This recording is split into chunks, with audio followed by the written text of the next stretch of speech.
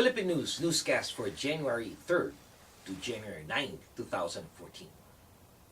Good day to everyone. Magandang araw po sa inyong lahat and welcome to the website of Philippine News. These are our stories for the day.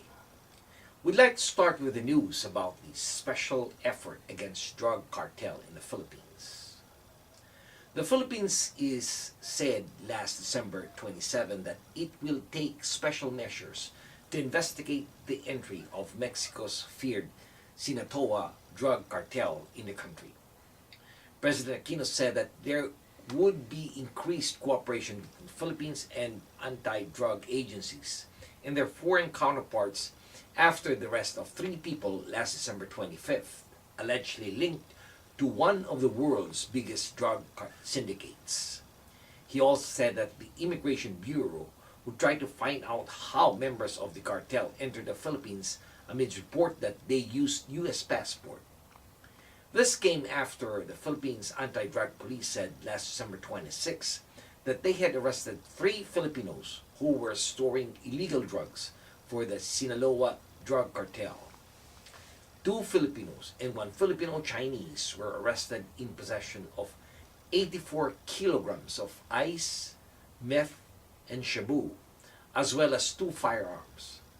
The Sinaloa cartel is reputed to be the largest source of illegal drugs to the U.S. Its main leader, Joaquin El Chapo Guzman, escaped from a Mexican prison in 2001. He is now America's most wanted drug trafficker, as well as being considered by Forbes as the most powerful criminal on planet Earth. Next in line is the news about the collision that killed 6 relief workers. A van carrying church volunteers returning home from Christmas relief operations in typhoon-ravaged areas in the Philippines collided head-on with a passenger bus last December 29th, killing 6 people, according to police. 4 members of the Calamba Pastor Alliance and their driver were killed instantly in a pre-dawn accident, as well as the driver of that bus. 4 others were injured and recuperating in a hospital after the collision on a highway in central Sorsogon province.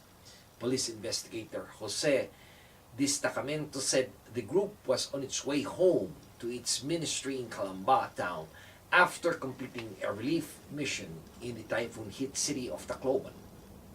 Witnesses said that the van was speeding along the highway and did not see the bus. Further investigation is expected to determine the main cause of this accident. This time we tackle the news about the Larry Itliong Village, a project which would make the pioneer leader smile.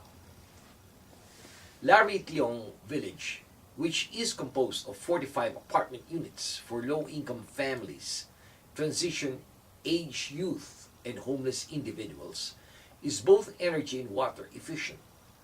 The project also houses community spaces for recreational activities, a technology center, and retail areas for commercial use.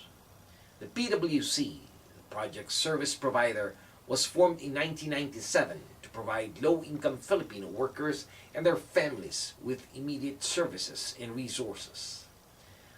LTSC CDC, a Japanese-American service group, is a sponsor of several major community development projects servicing Asians and Pacific Islanders in the Los Angeles County.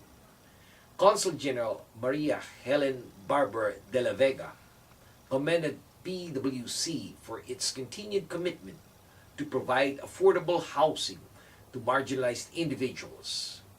She noted that the housing projects represented a fitting tribute to Larry Itliong, the Filipino labor leader who advocated for equal treatment, better working conditions, and fair pay for farmers.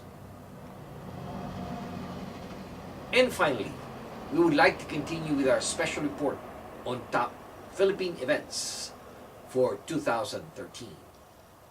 This news report by Sheila Manala. Well, the third is the report about sex for flight. In June, The Department of Labor and Employment identified Antolio Villafuerte, an assistant labor attaché stationed in Saudi Arabia, as the first Filipino diplomatic official to be investigated in relation with sexual abuse and harassment of Filipino workers awaiting repatriation overseas.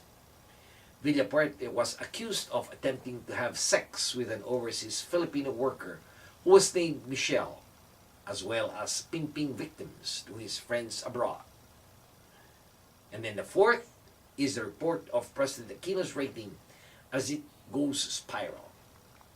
President Aquino's rating have been fluctuating this past year, seemingly more erratic than anyone's cholesterol level that's dwindling up and down. For the second quarter of 2013, Aquino's satisfaction rating had gone up for the second half of the 6-year term, according to the results of the Social Weather Station survey published 2013. And this has been your weekly news review. This news has been brought to you by the premier Filipino-American newspaper right here in the United States, the Philippine News. On behalf of the management and staff of the Philippine News, this is David Rodriguez signing off and thanking everyone for listening. Maraming salamat po. Have a wonderful weekend. Mabuhay po sa inyong lahat.